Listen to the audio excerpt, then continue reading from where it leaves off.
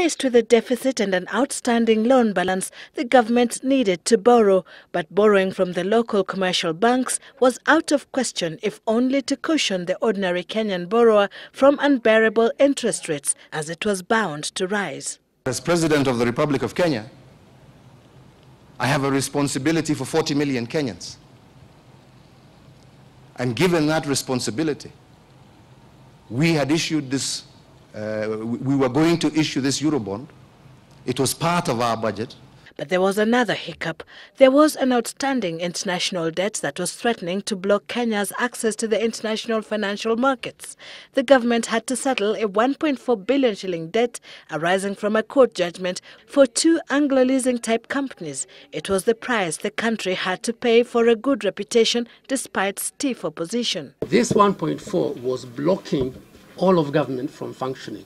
I think this is fear-mongering. When you go outside there to expand your scope of borrowing, the investors see you in a different way, and if you have to venture into those areas, you have to meet some requirements of investors outside there. Amidst heavy criticism, Treasury remained focused on the international marketing campaign to convince investors into buying Kenya's inaugural bond in June last year.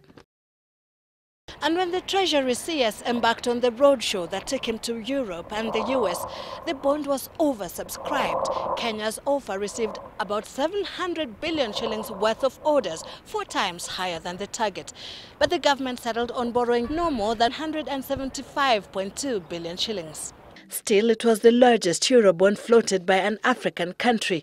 The outcome was seen as a vote of confidence in Kenya's economy. The government even reopened the issue, raising an additional 74 billion shillings, bringing the total to 250 billion shillings.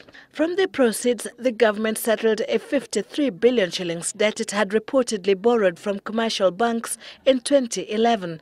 The remaining 197 billion shillings were mainly intended to fund infrastructure development projects. It appears, however, the money was not earmarked for any specific project, but rather applied to the general budget.